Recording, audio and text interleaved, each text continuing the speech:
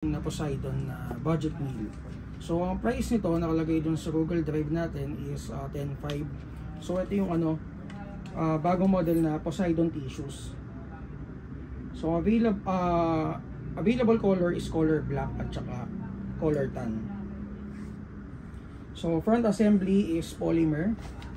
Front receiver is polymer. Yan, lapit mo onte, brother.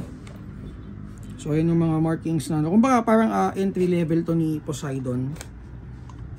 Ito yung kabilang side. So receiver is polymer din. M-lock handguard.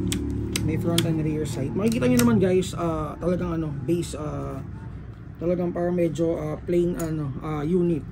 Pero guys, yung internals ito, naka-Medusa ETU na siya.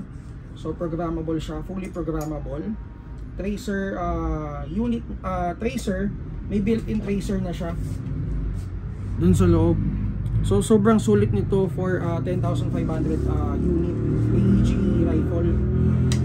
So battery spacing kasya sa kanya 2.2. Kaya kumbaga makakapag-maximize kayo ng battery.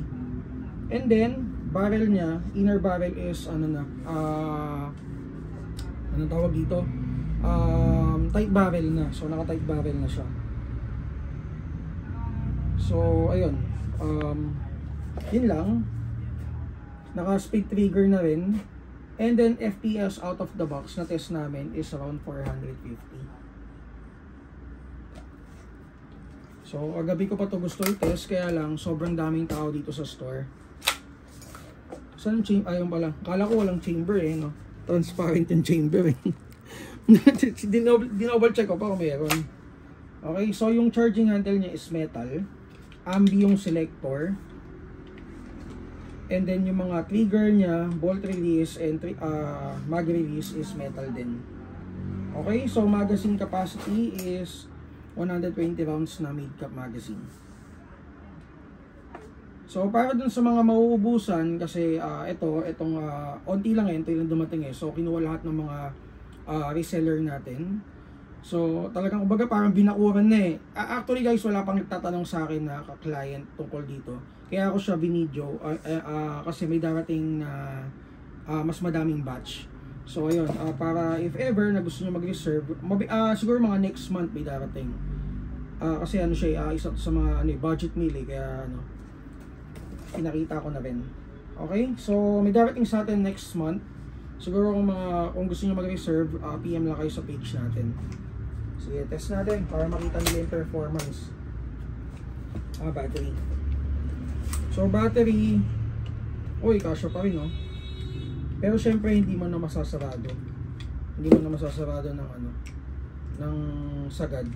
So kung gusto mo ganyan, battery mo. Ayan. Ito yung yung stock niya mismo dito lang siya papasok ayan.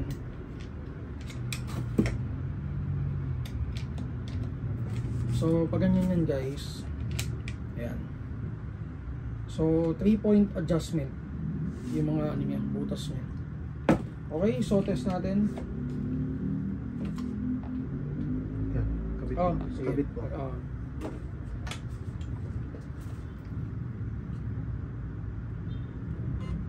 Ayan guys, so test natin.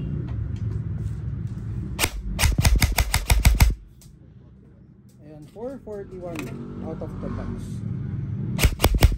Auto. Wala na. Teka, lagyan natin ng bala guys. So nung nakita ko to, sabi ko grabe, sobrang baba ng presyo na to. And new version na to ng ng Medusa ETU, fully programmable. So for the price, grabe, sobrang baba. And isa to sa mga kumbaga quality units na meron tayo. So tingnan nyo guys yung tawag dito, trigger response. And pansin niyo guys yun So yung tracer unit niya, pakita mo dun sa may medyo nakikita ba? Diba? Yun. So, doon na full auto. Tapos na yung bala. Ayan pala, nakikita ko So, that's the tracer unit.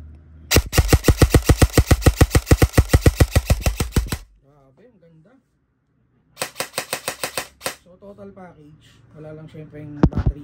Kung siguro kung may LiPo battery at saka charger pa to, matindi yun. Okay, so again, Poseidon tissues. So new product natin dito sa store. Abangan nyo na lang guys yung yung restocking natin ito. Ayan, kumbaga parang lang tayo, nagpasabik lang tayo. Okay, so mamaya i-test natin yung mga HPA natin from Poseidon.